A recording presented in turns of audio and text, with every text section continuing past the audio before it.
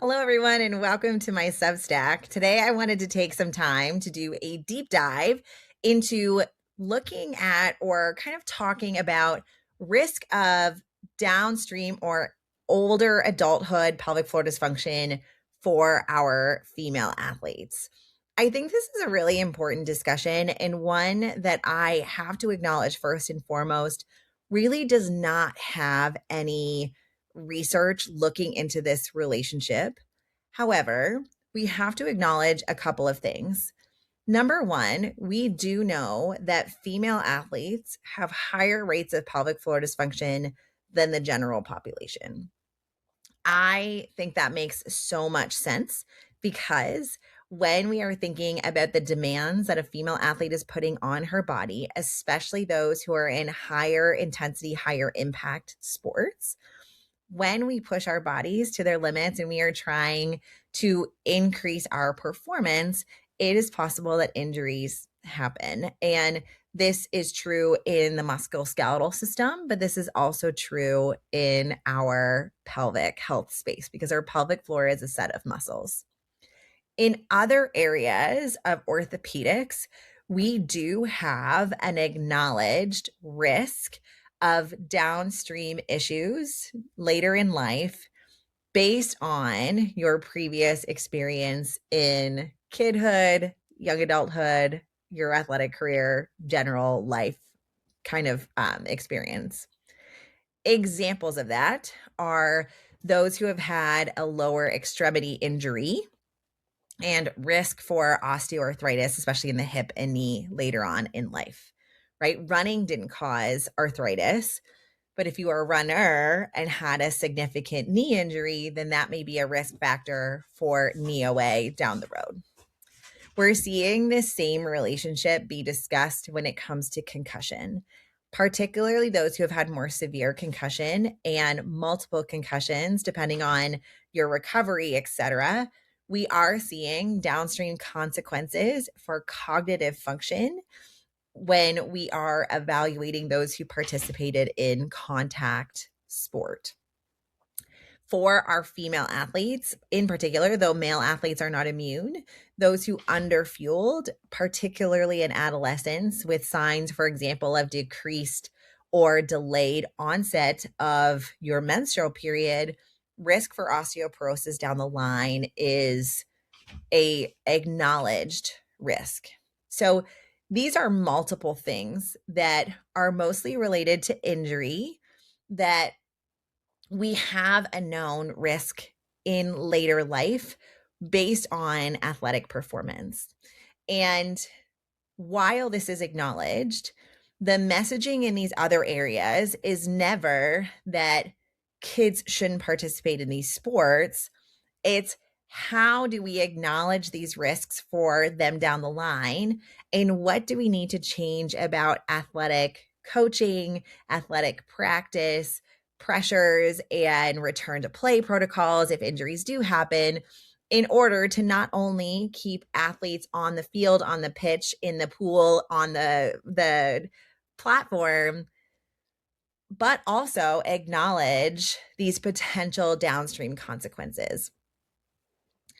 There has been, and I have been really shouting from the rooftops, for example, in resistance training, when we have our strength athletes, the rates of pelvic floor dysfunction being between 40 and 50%, I think that this is not only a call for rehab providers to know how to help these athletes, this is a call to the coaches in strength and conditioning spaces to have a working understanding of the pelvic floor and an understanding of what practices are going on in their teaching methods that may be influencing pelvic floor dysfunction for these athletes. And so when we're kind of thinking about this conversation, I think it's really important to acknowledge that yes, there is risks that exist. It is possible and plausible. We don't have any research right now, but it is a potential that down the line, female athletes may have concerns or considerations around the pelvic floor.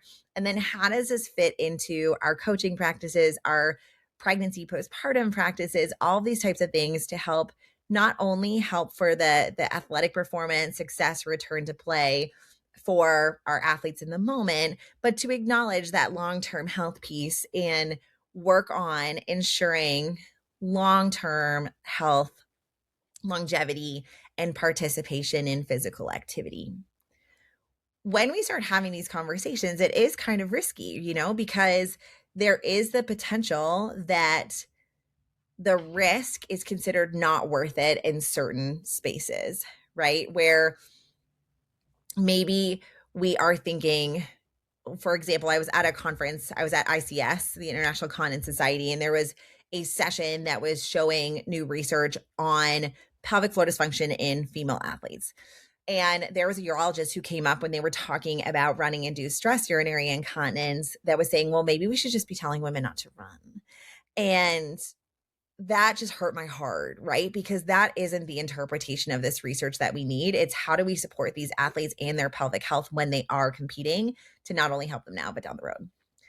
The other piece of this conversation is that when we are thinking about risk in older adulthood, as somebody who has a PhD in geriatrics, while yes, we have these things that can, increase our risk or decrease our risk, there is so many different ins and outs in a person's lifespan that is going to influence their risk.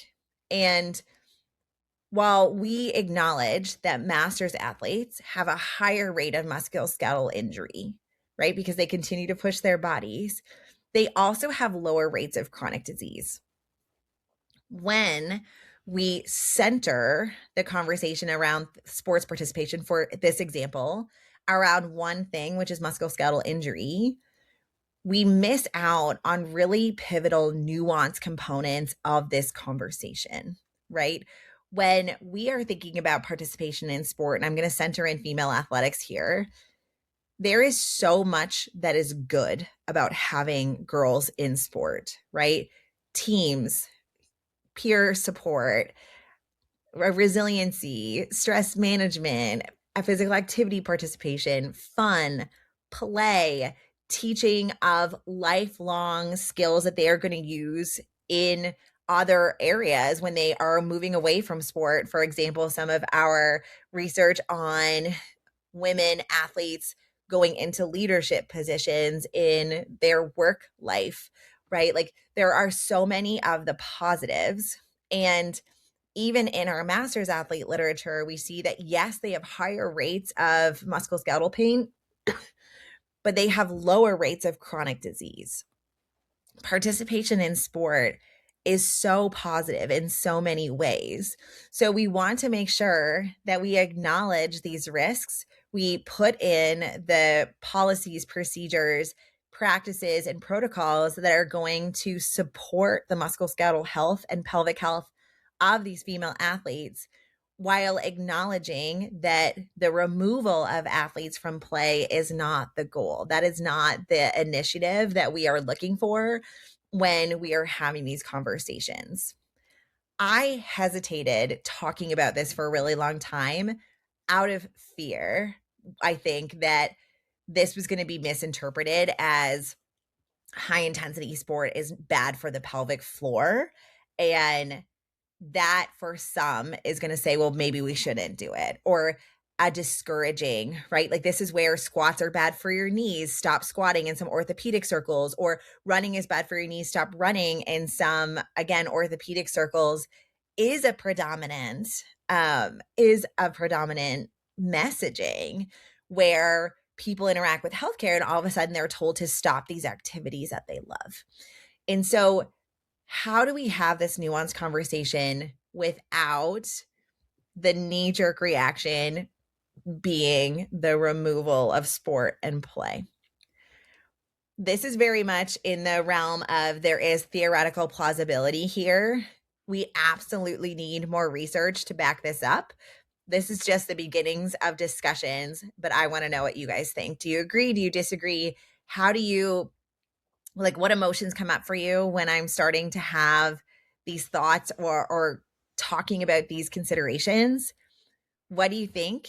And what do you think our next steps should be in research, practice, and policy?